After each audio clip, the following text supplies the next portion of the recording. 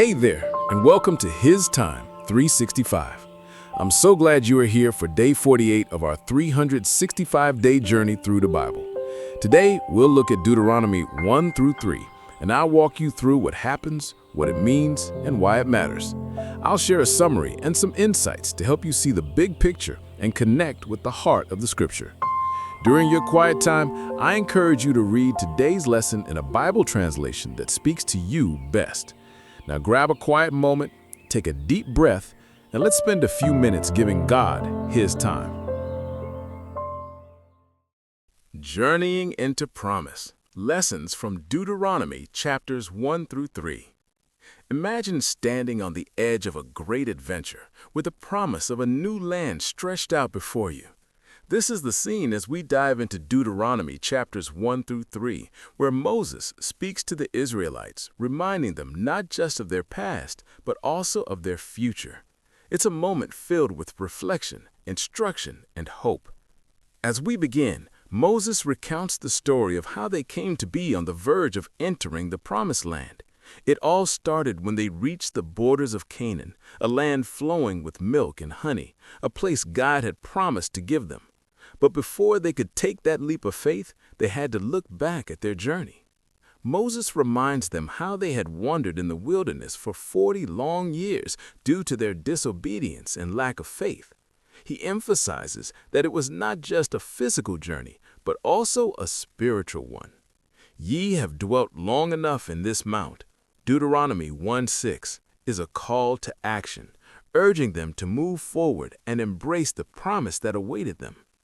Moses recounts how he sent out scouts to explore the land, and when they returned, the report was mixed. Some were filled with fear, saying the giants were too big to conquer, while others, like Caleb and Joshua, had faith and believed they could take the land. This division led to a lack of trust in God, and as a result, they wandered for years instead of stepping into their inheritance. In our lives, we often face similar moments where fear can paralyze us from pursuing what God has for us, be it a new job, a relationship, or even a personal goal. As Moses continues, he reflects on their time battling the kings of the Amorites, emphasizing how God had been with them. He reminds the people of their victories. The Lord your God hath fought for you. Deuteronomy 3:22. He encourages them to remember that they are not alone in their struggles. God fights alongside them. This is a comforting reminder for us today, whether we're facing challenges at work, struggling to maintain mental health, or dealing with family conflicts.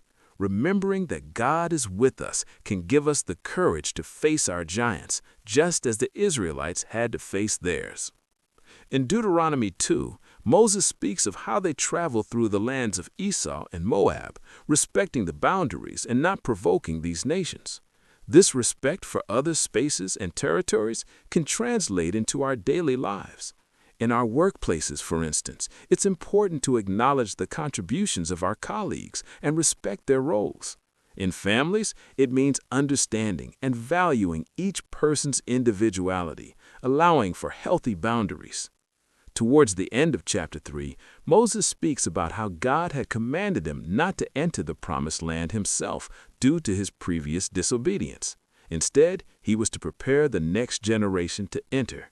He encourages them to be strong and courageous as they would face daunting challenges ahead. Be strong and of a good courage. Deuteronomy 3:28 resonates with us today. Whether we're stepping into a new phase of life or facing overwhelming odds, we can find strength in faith. Moses speaks of the land that lies before them, a land that God has promised. His desire is for his people to understand the importance of their choices. Every decision they make will affect their future. The journey is not just about the destination, it's also about the lessons learned along the way. This message is vital in a world where instant gratification is often prioritized. The process of growth, whether in our careers, relationships, or personal journeys, takes time, patience, and perseverance. As we reflect on the lessons from Deuteronomy 1 through 3, let's think about how we can apply these insights to our daily lives. Are there areas where we need to step out in faith? Where might fear be holding us back from our promised land? Perhaps it's a job opportunity you've been hesitant to pursue, or maybe it's addressing a long-standing issue in your family. Just like the Israelites, we have the chance to choose faith over fear. In our digital lives, we often see others achieving great things, which can lead to feelings of inadequacy.